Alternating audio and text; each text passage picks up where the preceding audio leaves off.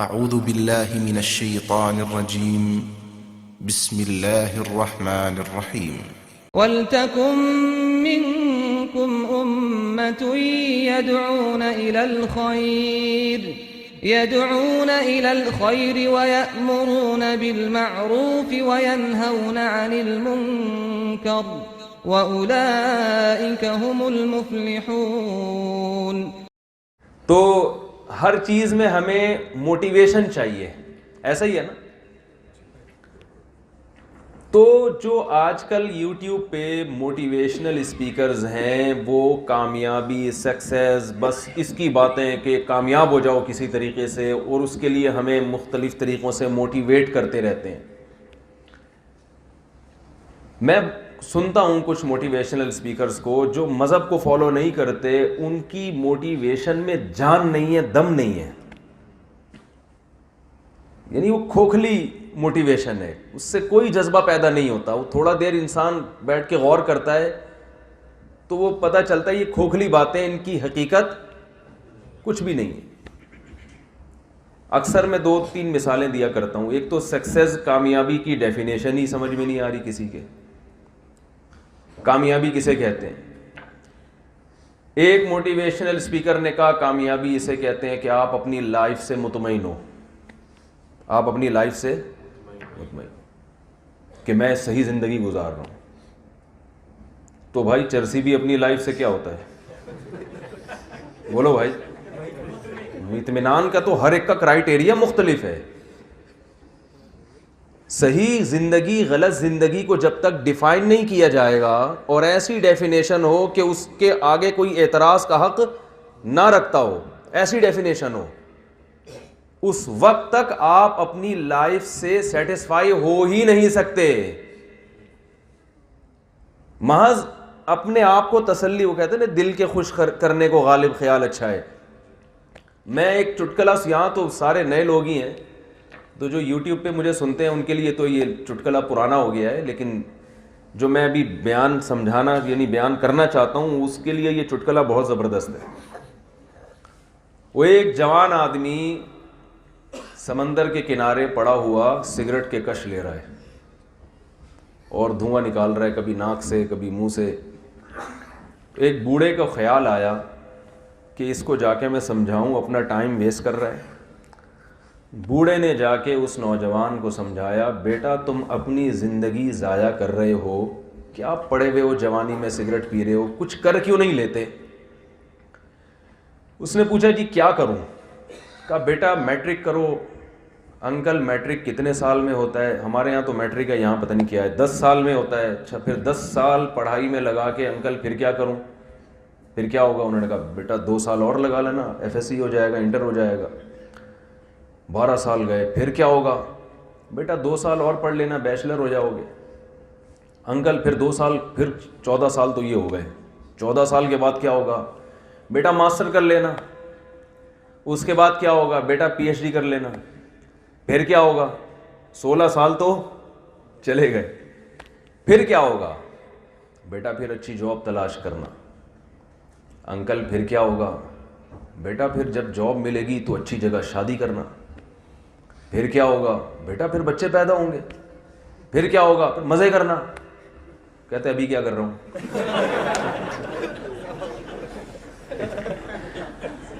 ابھی کیا کر رہا ہوں؟ مزے ہی تو کر رہا ہوں۔ اب آپ بتائیں یہ جو موٹیویشن ہے، یہ کر لینا پھر یوں کر لینا پھر یوں کر لینا پھر یوں کر لینا، پھر کیا آخر نتیجہ کیا نکل رہا ہے اس کا؟ مزے اڑانا۔ یعنی زندگی کا مقصد کیا ہے؟ لائف کو انجوائے کرنا۔ تو چرسی کہتا ہے یار میں نے بہت سے پڑھے لکھے لوگ دیکھے ہیں جو پڑھ کے دماغی مریض بن گئے، انجوائے نہیں کر پا رہے، اور ہم ابھی کیش مزے لے رہے ہیں، ادھر سٹا لگایا ادھر ٹھیک ہے۔ کیا خیال ہے بھائی؟ جن لوگوں کی زندگی میں مذہب نہیں ہے، ان کا مقصد حیات لائف کو انجوائے کرنا۔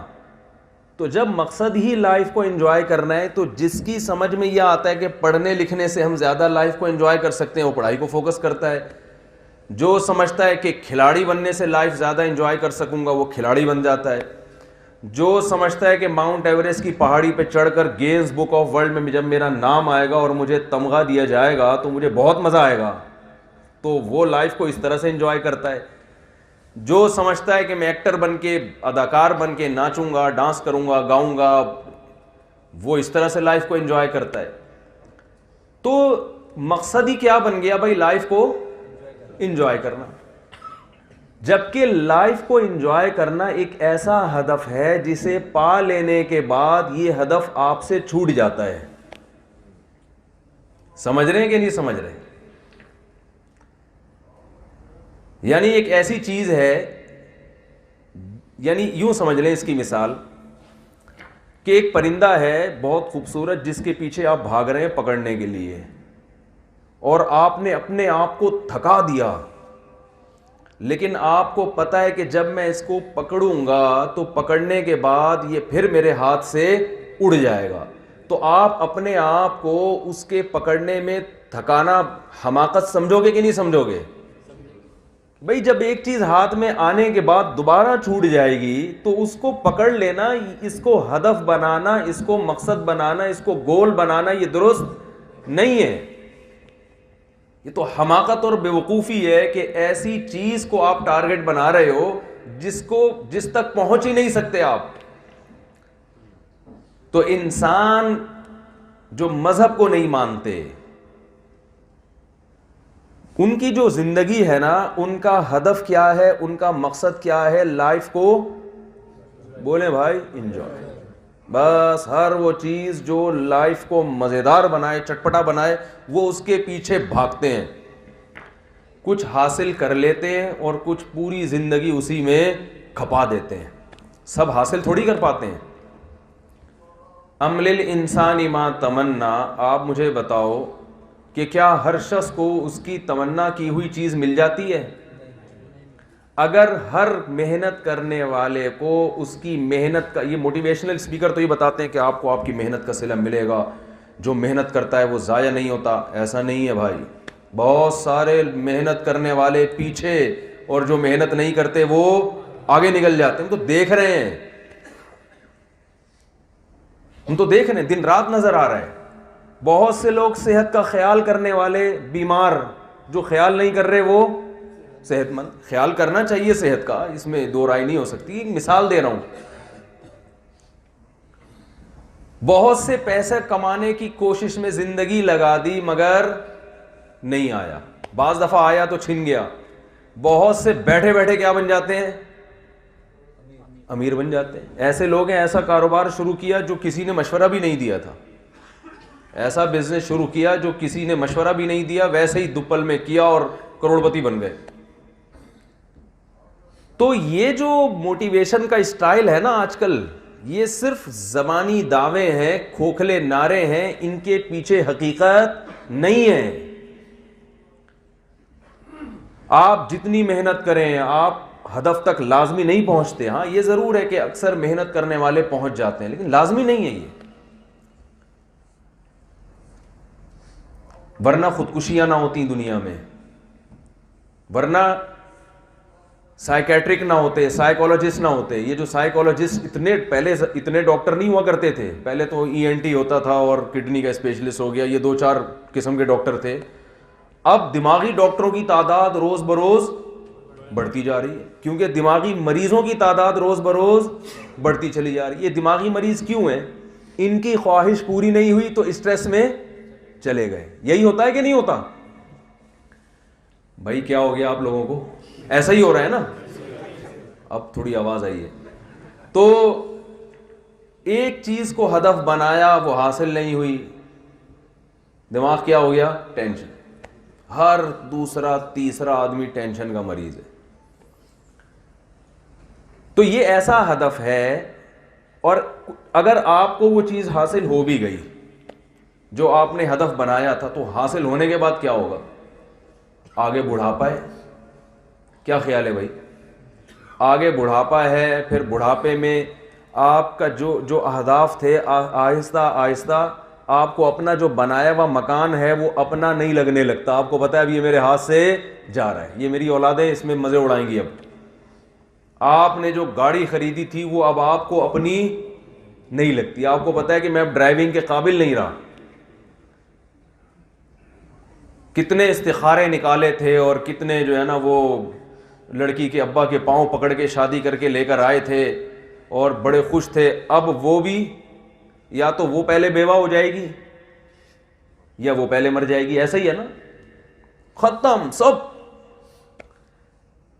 تو یہ کیسے اہداف تھے بھائی, جو جس تک ہدف تک پہنچنے کے بعد, یہ ایسی ایک مثال ہے کہ دو آدمی دوڑ لگا رہے ہوں, ریسنگ کر رہے ہوں, اور جو جیتنے کا پوائنٹ ہے نا, جو رسی کو کراس کریں گے تو آگے گہری کھائی ہے.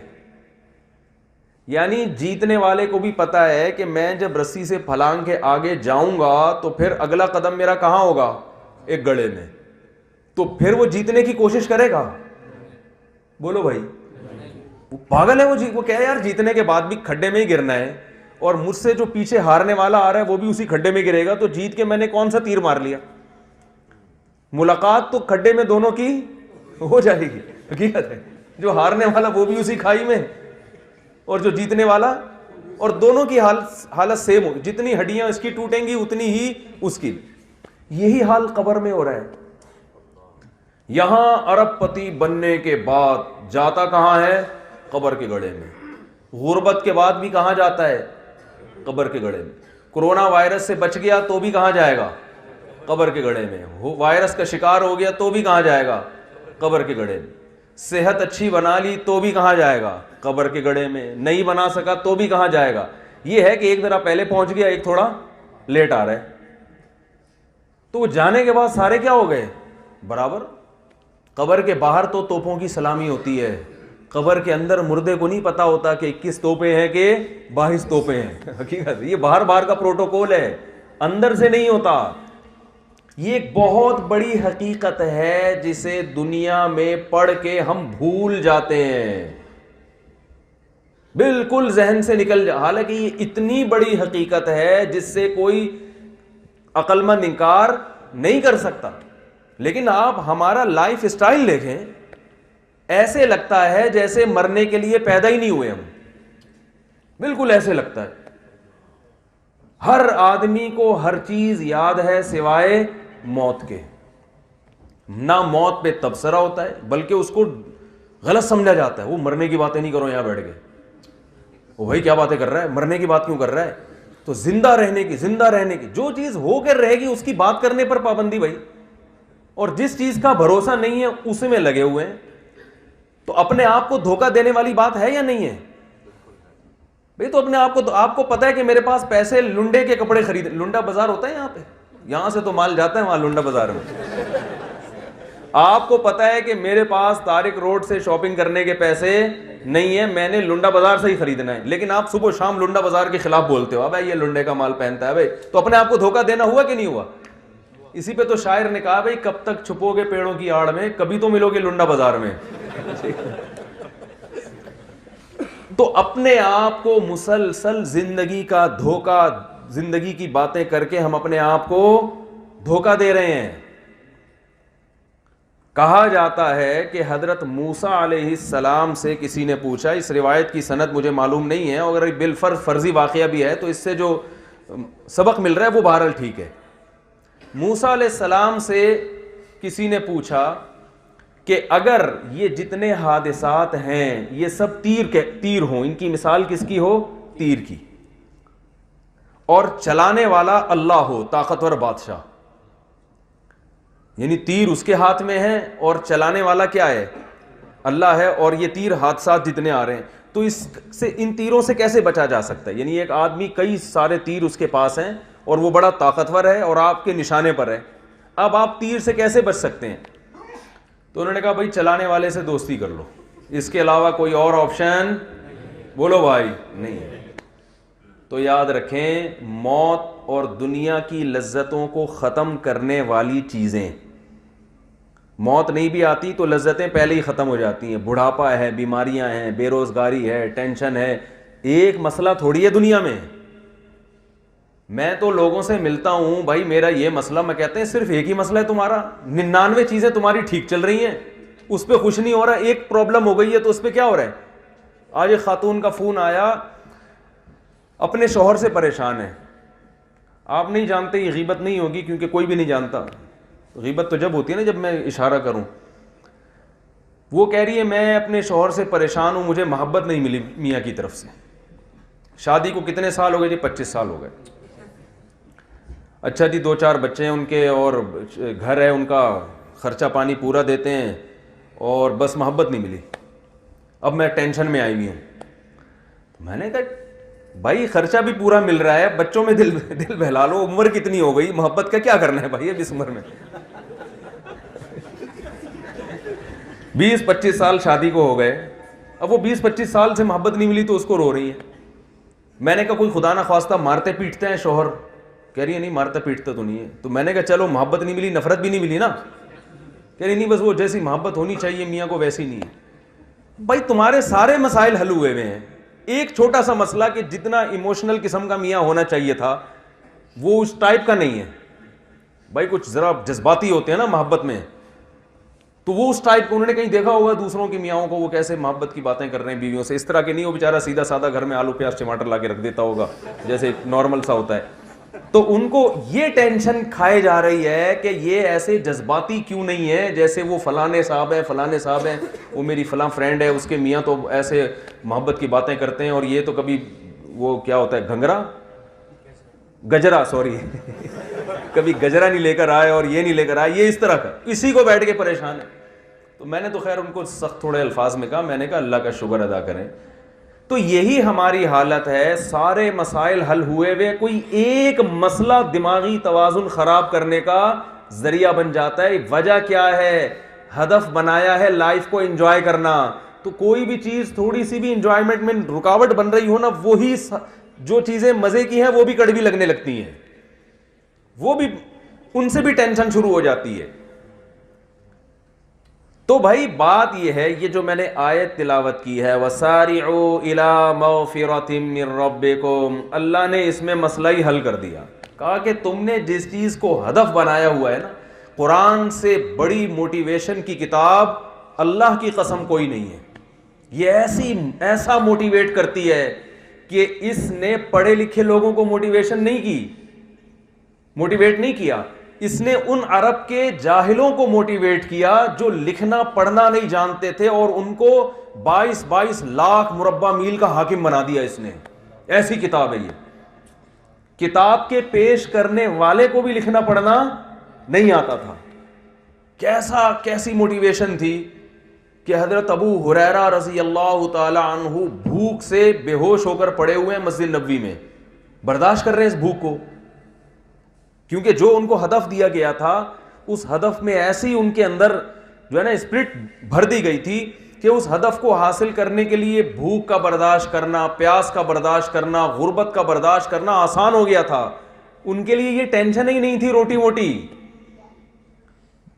فرماتے ہیں کہ میں بھوک سے نا نڈھال ہو کر مسجد نبوی میں پڑا ہوتا تھا, لوگ آ کے مجھے یہ سمجھتے تھے کہ کوئی دورہ پڑا ہوا ہے, گردن دباتے تھے. فرماتے ہیں وہ دورہ نہیں تھا, وہ کیا تھی؟ بھوک. لیکن وہ اس شدید بھوک میں اپنے آپ کو ناکام نہیں سمجھتے تھے. بھائی کس چیز نے ان کو موٹیویٹ کیا تھا؟ حضرت عمر رضی اللہ تعالی عنہ زمانے جاہلیت میں کہا جاتا ہے اتنے سخت دل تھے کہ ان کی سخت دلی کی مثالیں جو بیان کرتے ہوئے انسان کانپتا ہے. لیکن اسلام لانے کے بعد ان کی حالت کیا ہے؟ 22 لاکھ مربع میل کے حاکم ہیں, اور اپنی پیٹھ پہ آٹے کی بوریاں رکھ کے, راشن کی بوریاں رکھ کے غریبوں کے گھروں میں پہنچا رہے ہیں, اور کسی دوسرے کو اپنی سامان نہیں اٹھانے دے رہے. جب لوگ کہہ رہے ہیں کہ آپ یہ بوری ہمیں دے دیں, تو جواب میں کیا کہتے ہیں کہ کیا قیامت کے دن بھی تم میرا بوجھ اٹھاؤ گے؟ تو یہ کون سی ایسی, بھائی اس وقت تو یہ یوٹیوبرز نہیں تھے ہیں بھائی, انہوں نے کون سی ورکشاپیں کی تھیں؟ نہیں یاری بات میرا خیال ہے سب. یہ کون سی ورکشاپ تھی بھائی جو انہوں نے کی تھی؟ وہ کون سے لیکچر تھے؟ وہ کون سا کوئی آکسفورڈ یونیورسٹی سے فارغ ہونے والا کوئی موٹیویشنل اسپیکر تھا جن کی تقریریں انہوں نے سنی تھی کہ حاکم تبدیل ہو گیا؟ حاکم اتنا طاقتور پاورفل حاکم, مگر اس میں رحم کا ایسا جذبہ پیدا ہوا جس کو سخت دل کہا جاتا تھا کہ وہ اپنی عوام کی خدمت میں راشن کی بوریاں بادشاہ ہونے کے باوجود راشن کی بوری اپنی کمر پہ لاد کے مدینہ کی گلیوں میں پھر رہے ہیں رات کو. ایک گھر سے آواز سنی, قریب گئے تو پتہ چلا بھوک سے بلک رہے ہیں. حضرت عمر رضی اللہ تعالی عنہ نے اپنے خادم کو لے کر گئے اور وہی بوری رکھی اپنے کمر پہ. خادم نے کہا مجھے دے دیں, فرمایا نہیں. لے جا کے جب ان بچوں کو کھلایا ہے تو وہاں کھڑے رہے تو خادم نے کہا واپس چلتے ہیں, فرمایا نہیں, جیسے میں نے ان کو بھوک سے روتے دیکھا ہے میں ان کو کھانا کھاتے ہوئے دیکھ کے خوش ہونا چاہتا ہوں. یہ منظر دیکھنے دو مجھے اپنی آنکھوں سے. کیا کیسی موٹیویشن ملی ان کو بھائی. آج ہم نے ہر کتاب سے رشتہ قائم ہے لیکن قرآن سے رشتہ چھوڑ دیا. وظیفوں پہ زور لگایا جا رہا ہے, جن چڑیل بھوت کے وظیفے.